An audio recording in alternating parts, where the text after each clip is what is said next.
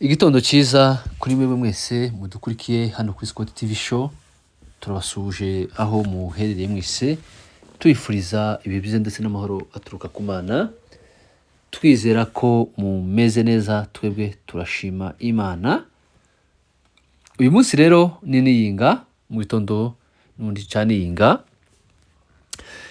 Itariki 2 z'ukwezi kwa munani 2026, aho tugiye kubagezaho amakuru yacu yo muri iki gitondo, tubabwira uko hirya no hino byifashe ku mirongo y'urugamba. None nk'ibisanzwe amakuru yacu tuza kuyahera mu misozi miremire y'umurenge muri teritwari ya Minembwe, tubabwira uko hifashe, tuze gukubitira no ku nkengero zaho mu bice bitandukanye bya Gitumba, za Kabanju, za Kimete. Aho hose turaza kubabwira uko umutekano wifashe, ndetse n'ibice bya Gipupu, za Bikenke n'ahandi henshi hatandukanye. Tuze gukubita indondo Bijombo ndetse no mu Mushasha hose, tubabwira uko akarere kabyutse, ndetse turaza kunyarukira na Rurambo ndetse n'i Masisi, aho tuza gutinda, tuze gusoreza mu mujyi wa Kinshasa. Rero turagusaba wewe utarakora subscribe kuri Scott TV Show, tugusabye ndikore kugira ngo n'ubundi muzaza mubona ibiganiro byacu ku gihe, kandi wewe wayikoze reka tugushimire. Akarere ka Minembwe abaturage barabyutse barakinguye, bitegura n'ubundi baje gusenga. Uyu munsi ni niyinga, aho abaturage benshi murabizi ko imisozi y'Imirenge abaturage bakora basenga, n'ubundi niyinga, ariko kandi bagasenga bakereje, bagataha bagasohoka bakereje. Ahanini usanga abaturage n'ubundi basenga, cyangwa abaturage bo muri imisozi miremire y'Umurenge batangira amateraniro saa 4 n'ubundi bakayasoza mu mugoroba.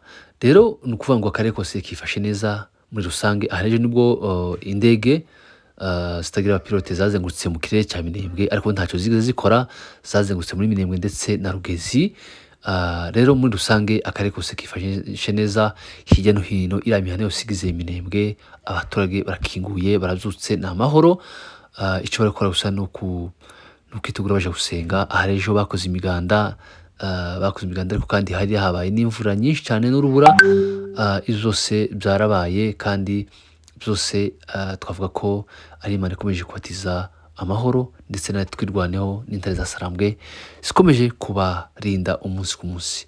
Ni ukuvuga ngo rero guhera muri Minembwe centre kugeza za Gipupu hose barakinguye, barabyutse ni amahoro muri rusange. Gahunda gusa ni gusenga, bashima Imana ko yabarinze, ikabarinda umwanzi, ikabarinda n'ubundi kwicwa n'uriya mwanzi bari bapanze gukora jenoside. Rero ni amashimwe, cyane amashimwe, abaturage ba Minembwe bacyane amashimwe umunsi ku munsi. Ubu noneho basigaye basohoka mu nzu bakota akazuba hanze. Nta muturage wajaga n'ubundi kota akazuba kubera gutinya za drone. Nta muntu watemberaga ku manywa y'ihangu kuko gutinya za drone. Abantu basanga bagenda bihishe, rimwe na rimwe bakikanga n'inyoni, bakikanga n'ibinyamujongo kubera kumenyera za drone, bakikangakanga. Ariko ubu ngubu abaturage batangiye n'ubundi kugira icyizere ko hari umutekano, nyuma yaho delegation ivuye i Goma yaje kubasura, ikababwira ko nta munsi n'umwe bazongera kubona imirwano cyangwa intambara, ahubwo bazazabibonera kure, bayumvire kure, bayibaze kimwe n'abandi. Rero mu ncyamakero akarere ka Minembwe karabyutse karakinguye. Tunyarukiye kubera imirwano, aho leta Kinshasa ubu ngubu iri gushora intambara yamaze, nyuma yo gukubitwa Mikenke, igakubitwa Gipupu, igakubitwa Point Zero.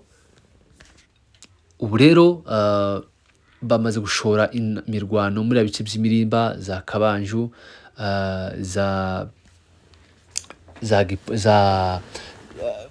za Gipupu n'ahandi henshi, ariko kandi na za Gitumba. Ni ukuvuga ngo rero ubu ngubu Gitumba, amakuru twabashije kumenya, Gipupu yamaze kuvamo nyuma y'uko Kimete yavuyemo na Kabanju ikavamo. Ubu rero n'undi Gitumba nayo ikaba yamaze kugwa mu maboko y'intare za Sarambwe n'Amadubu, nyuma y'imirwano ikomeye yabyukiye aharejo za Kabanju. Aduyi yaturutse muri axe zigera muri 3 nk'uko twabibabwiye. Adui yaturutse axe y'Irurenge, bararwana, yongera aca n'undi muri axe y'Imirimba ndetse na axe ya Nyabibuye. Niho barimo barwanira hariya kuri Sara, niho habereye imirwano ikomeye cyane no mu ndego z'amaguru hariya muri bice. Ariko kandi Adui bamutwaye nabi cyane, baramukubita kugeza ahunga yerekeza mu bice bitandukanye. Murabizi ko Adui ni mwoga, kandi Adui nyuma yo gukubitwa mu minsi ishize, hari ramforo ya FDLR yaje itabaye bagenzi babo b'abazarendo muri kara gace ka nundi ka muri bice za Kabanju ndetse na za Kimete. Ubu rero nundi Gitumba na Harejo bayirwaniyemo, bamaze kwirwaniramo Adui yarakubitwa cyane, arahunga. Ni ukuvuga ngo nyuma y'iminsi 3 uduce dutatu tumaze kuvamo, hari aka Kabanju, Kimete ndetse na Gitumba muri rusange. Ubu rero kugeza ubu ngubu amakuru dufite kandi yizewe nuko utu duce twose tumaze kwigarura n'intare za Sarambwe n'Amadubu, kandi bakaba bagikomeje umugambi wo kwirukana Adui, bakamukubita bakamujana kure. Twababwiye ko intego yatwirwa n'M23 nyuma yo gukura Adui muri Centre ya Minembwe bakagenda no mu nkengero zaho, nuvuga ngo twirwano iri gushaka kwagura ibirindiro. Nimara kwagura ibirindiro, inka zibona aho zisha, inka zimukuganira mu muhana n'abaturage, naho n'ahandi zari ziri ubwatsi butangiye gushira, kandi abanyamurenge bashaka korora. Ni ukuvuga ngo rero iki cyose cy'Imirimba, Inganji, aho hose twirwanaho intare za Sarambwe n'Amadubu bashaka kugira ngo bahigarurire, bahafate, hanyuma inka zitangire zibone ubwisanzure, zibone ubwinyagamburiro, zibone uburyo zazisha neza, nta Adui, nta mwanzi uza akagaruka kugaba ibitero mu baturage. Ni ukuvuga ngo rero abaturage ba Minembwe, icyo twavuga nuko nabo imirwano bari kuyumvira kure, kandi icyo tuzi nuko nta gusubira inyuma, nta munsi n'umwe twirwanaho izongera gusubira inyuma nk'uko byabaga mbere. Icyo cyo baragisinye, baravuze ngo aho dufashe tuba twasiga ingabo, dukomeze dufata ahantu dukomeza, Rero imirwano irakomeje, kandi aho iri kugana ahantu heza hashimishije, kuko niba mara gufata Inganji, Imirimba, Adui uri Fizi n'ahandi hatandukanye azivanamo. Uvirane nuko bahite bambuka za Karemi. Adui we akomeje kongera ingabo nyinshi muri ya bice. Mwabonye FDL zagiye gutabara ingabo zo kwa Ngoma Nzito, mu gihe Ngoma Nzito bivuga ko yarashweho. Tukaba taramenya neza itangazo ry'abazarendo ko yagiye hanze, wenda ngo rivuge ko yaba yarapfuye, ariko kandi biravuga ko yarashweho. Murabizi ko abazarendo iyo hahise amakuru ko hari umuntu wapfuye, azaja kuri kamera akabeshuza, akavuga ati nje nguyu kumurabisha, umwanzi karabesha ngo narashwe, ati nguyu njewe, nguyu ndi hano, ndacyahari. Rero Ngoma Nzito ntaza kwitamburisha ngo aze avuge ko agihari. Niyo mpamvu abenshi bakomeje bakomeje kuvuga ko Ngoma Nzito ashobora kuba yarashweho, nubwo bitatangazwa cyangwa ngo bishigwe hanze. Ariko kandi tuvuge ko intare za Sarambwe zikomeje gukora akazi neza, FDL ziri gukubitwa nabi cyane. Izi FDL zaje ku mugaragaro zivuga ko zije kugutabara bagenzi babo bazarendo bari mu kara gace. Rero bari gukubitwa bikomeye. Ibikoresho bakuye za Kimete na za hariya za Kabanju, ni ibikoresho bingana n'ibyo bari bakora za Poenzero n'ahandi hatandukanye. Ni ibikoresho byinshi kandi byo ku rwego rwo hejuru. Rero muri ubwo buryo rero Kabanju imirwano yari ikomeye Harejo mu gitondo, mu gitero ndi cyaje gutanga ramforo, mbese umwanzi atanga ramforo mu ruhande rwa FDL yaje gutanga ramforo, n'undi umwanzi ariko birangira akubiswe cyane, agenda yawumiye bikomeye cyane. Kuko twabibwe rero nuko byifashe hano ku murongo w'urugamba muri bice za Kabanju, za Kimete ndetse na hariya za Gitumba niho rero hamaze kuba Tombe. Gitumba yamaze kuba Tombe, Kabanju Tombe ndetse na Kimete yamaye Tombe, ndetse n'utundi duce bakaba bakomeje berekera imbere kabisa. Tunyarukire Gipupu, Mikenke, aho hose haratekanye, amaduni yakomeje gucunga umutekano. Abaturage ba Mikenke bamakomeje gutahuka, ingo zirenga 100 zikomeje gutahuka, ndetse n'isoko ya kane yararemye. Ubu rero abaturage barasaba inteza samwe n'amadubu kuko nta miti bafite, nta bitaro. Basaba MDP twirwaneho kubazanira ibitaro hari mu Mikenke kugira ngo abaturage bakomeze bivuze. Ni nabyo afande Dr David yavuze ko bagiye kuzana ibitaro nyuma yo kubonana ko bashefu bahariya muco hagati ku wagati, ndetse n'indi mihana iri hariya. Abashefu baraje babonana na Colonel Mitabu, babagezaho ibibazo bitandukanye byifuzo. Babasabye ko bagomba kubazanira ibitaro hariya mu Mikenke bakaza bivuza, kandi MDP yarabyemeye kandi bazaza bivuza ku buntu. Babasaba kuzana icyo bitamure izaza ihura ibigori, kuko ibigori ngo ni byinshi muri Karakare ntibo bimara. Rero bagomba kuzana imure kugira ngo bazaza basangira na twirwana M23, kuko ngo ibigori ni byinshi cyane. Ikindi bababwiye ngo kugira ngo abana batigaga bagende nabo bashire mu ishuri kimwe n'abandi, kuko bose ngo barabasangiye. Izo zose ni inama yavuzwe hariya muri iriya nama, barabyemeza. Kandi MDP yavuze ko igiye gushiraho n'uburyo bazaza bakingira abana vaccine kugira ngo abana batazagwingira cyangwa ngo bagire imikurire mibi, ndetse bakavuga ati umurwayi zoza unanirana hano Mikenke tuba tumujana mu Minembwe n'ibinanirana tubujane nundi ibukavu, kandi tumuriza indege aterushe yishura n'akantu nakamwe. Izo abashefu barabyishimiye cyane, ndetse M23 twirwaneho isaba abashefu ko bagomba kubwira n'abandi bagenzi babo bagatahuka bakava mu bihuru iyo bahungiye, kugira ngo baze basubire mu byabo, cyane cyane abanyagipupu, ko abanyamikenke bamaze gutahuka ari benshi. Gipupu niyo bahunze, kandi bamwe baserukira za Bijombo, ndetse abandi bakomeza bahunga baje imbere muri FR Equatoriale. Ariko kandi kugeza ngubu abatorero kenda batahuka buke, kandi bizakunda bose babe batahutse. Point zero na mahoro, Birarumbi na mahoro, muri bice bya kwa Murima n'ahandi henshi. Intare zasambizwe kugira gucunga umutekano muri rusange. Tunyerukiye Indonda Bijombo naho harabyutse, barakinguye nabo, gahunda ni gusenga. Ariko kandi Adui akomeje gupanga imipango itari myiza yo kuba yaza ikagaba ibitero muri Bijombo ndetse na Mitamba. Ni nyuma yaho abazarendo FDL n'ingabo z'u Burundi na P5 bakoze inama muri Uvira, bagashakisha uburyo bazakongera bagatanga ramforo, bakongera bakaja kurwana umusozi miremire.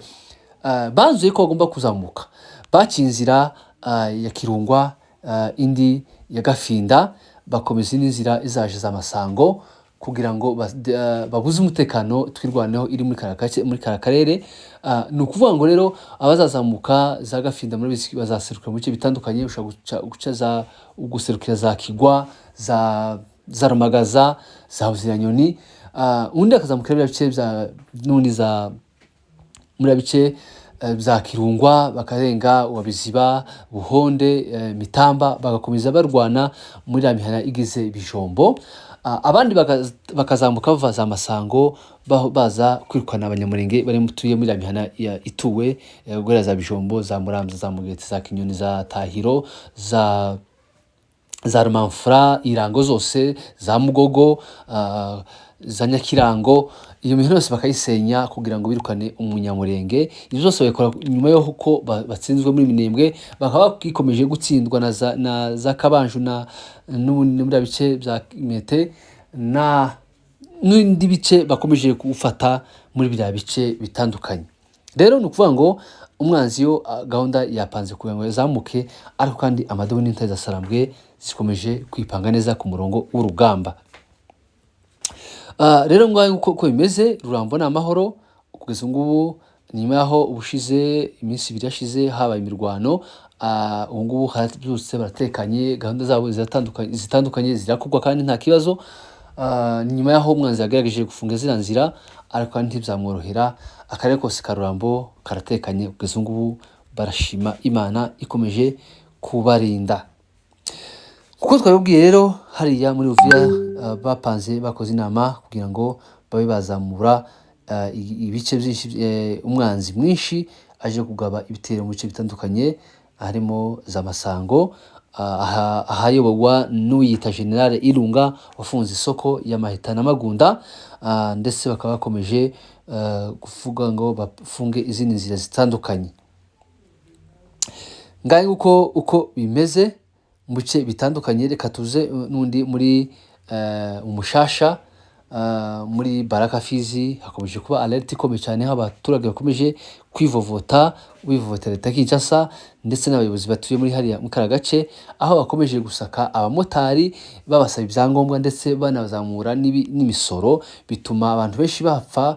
Kuwa gatanu hapfuye abantu 3, kuwa gatandatu hapfa umuntu umwe, mu myigaragambyo yakomeje kuba muri kariya karere bakomeza gusaka abatwara za moto.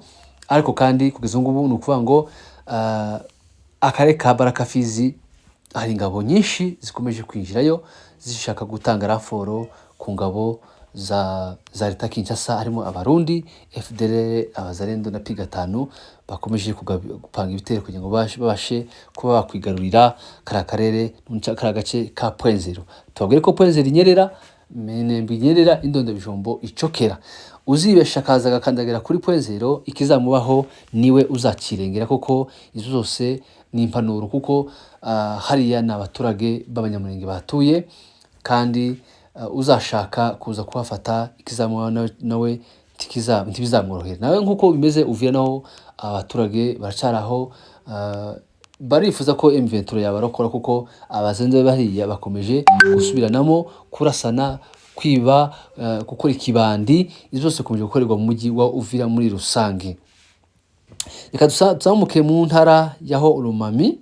Guverineri w'intara yaho Rumami Banza Murume yatangaje ko Perezida Felix Tshisekedi akwiye gukomeza kuyobora igihugu mu gihe cy'imyaka 20. Avuga ko akeneye igihe kinini kugira ngo asohoze icyerekezo no gukomeza ivugurura yatangiye.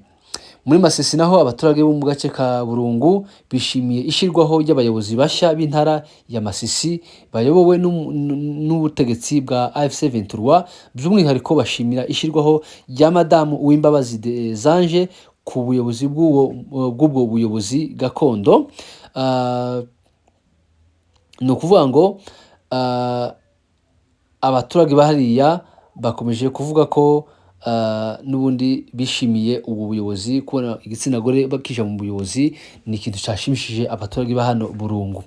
General Byamungu yabwiye abaturage ba Nyamirima, ababwira ko ngo baje kubana nabo, cyangwa yavuze ngo twaje kubana namwe nk'abaturage bamwe, nta FDL izongera kubaho hano, nta Muzalendo izongera kuba hano, kandi nta FARDC izongera kuba hano Inyamirima. Mubane mu mahoro, mu bumwe no mu rukundo, mwamagane ivangura rishingiye mu kumoko ndetse no gutonesha abo mufitanye isano. Nyamirima ni umujyi cyangwa uherereye muri territoire ya Rucuru, muri centre uherereye muri territoire ya Rucuru, mu ntara Kivu y'Amajyaruguru, muri Nord Kivu, mu burasirazuba bwa Repubulika ya Demokarasi ya Kongo. Ni agace kegereye umupaka wa Uganda hafi ya Ishasha, kandi kazwi cyane kubera ibikorwa by'ubuhinzi n'ubucuruzi bwambukiranya umupaka. Mu myaka yashize kakunze no kuvugwamo ibibazo by'umutekano bitewe n'imirwano yahabereye. Amakuru avuye muri RDC bivuga ko habaye ihunga rikomeye ry'abacukura amabuye y'agaciro n'Abashinwa bakoreraga muri ako gace, bitewe n'ubukana bw'imirwano ikomeye. Ikigo cya Mirimba ngo casigaye ari umusaka kuko abaturage abasirikare abarwanyi b'abazalendo ndetse n'abashinwa bahunze bahunga umutekano muri bice by'imirimba aho baga n'undi abashinwa bacukuraga amabuye y'agaciro bahise bahunga abashinwa baragenda. Nk'uko twabibabwiye mu bice bitandukanye umuturage umwe yishwe mu mirwano ihanganishije abarwanyi b'abazalendo n'ihuriro rya FC23 muri Irambi Katana. Ni imirwano ikomeye yatangiye ahagana saa 4 za mu gitondo zo kuwa gatandatu aharejwe itariki ya mbere z'ukwezi kwa munani 2026 mu gace ka Kirehe kari mu mudugudu wa Kabushwa mu itsinda rya Irambi Katana teritware ya Kabare Kivu y'Amajepfo. Kuko amakuru aturuka aho hantu abivuga, aya makuru avuga ko abaturage benshi bari guhunga berekeza muri Katana centre kugira ngo barokoke iyo mirwano. Anavuga ko abarwanyi ba FC23 bavuye mu birindiro byabo bya Rusheshe berekeza mu gace ka Kirehe aho bivugwa ko hari bari hagati mu baturage kandi bakaba bashaka kurokora abaturage. Iyi mirwano rero iba inyuma y'amasaha make umuturage witwa Bishweka Pedro arashwe akicwa mu mudugudu wa Kabamba. Amakuru aturuka mu baturage ashinja umwe mu barwanyi b'abazalendo barashe uyu mugabo nyuma y'ibikorwa z'umuganda byabaga muri abice. Abaturage bashaka gukora imiganda abazalendo bakababuza, bituma uyu muturage araswa kandi akaswa nabi. Shabunda uhazari umuyobozi w'abarwanyi b'abazalendo General Wise Ndarumanga Muyororo Mbao yatangaje ko avuye muri uwo mutwe akiyunga n'ihuriro rya FC23 muri Shabunda nk'uko byatangajwe n'umuryango APDC mu itangazo yashizwe ahagaragara ku itariki 31 z'ukwezi kwa karindwi. Uyu wahoze ari umwe mu bitabiriye gahunda yo kwambura intwaro imitwe yitwaje intwaro yafashe icyemezo cyo kuva mu ruhande rwa FARDC akinjira muri AFC23. AFC23 ikaba yaramwakiriye kandi ikamwakira neza. Igoma umusirikare umwe wa FARDC wari waroherejwe Igoma mu rwego rw'uburyo bwo gukurikirana iyubahirizwa ry'agahenge. Biravuga ko yirukanwe na leta ya AFC23. Twirwaneho mu basirikare batatu boherejwe na leta Kinshasa muri ubwo buryo bwo gukurikirana agahenge. Umwe muri bo yirukanwe Igoma kandi yamaze gusubira i Kinshasa mu gihe yahinduye imyirondoro akiyita undi muntu. Ubu rero umusirikari yirukanwe muri mekanizimu ishinzwe igenzura iyubahirizwa ry'agahenge nyuma yo gukoresha umwirondoro utari uwe. Mu myandiko twabashe kumenya nuko inyandiko zemewe zabonywe na Cable zigaragaza ko habayeho kudahuza hagati y'urutonde rw'abasirikare rwari rwaratanzwe n'ubuyobozi bukuru bwa FARDC n'uwo muri Minisiteri y'Ingabo yoherereje MONUSCO kugira ngo binjire muri MCVA plus ayo bita Mécanisme Conjoint de Vérification Élargie plus. Amakuru atangwa n'abafite aho bahuriye n'iki kibazo avuga ko Majoro Lokuli Bonfanda Freddy yakoresheje umwirondoro wa Majoro Dismes Kalonji Kaba Totu. Ibintu byatumye yirukanwa Igoma nyuma y'uko ayo makuru amenyekanye. Inyandiko za FARDC na Minisiteri y'Ingabo zigaragaza ku itariki 30 z'ukwezi kwa karindwi ubuyobozi bukuru bwa FARDC bohereje umunyamabanga ushingabikorwa CRGR urutonde rw'abasirikare batatu bagomba guhagararira RDC muri MCV plus. Rero harimo Majoro Dismi Kalonji Kabatotu.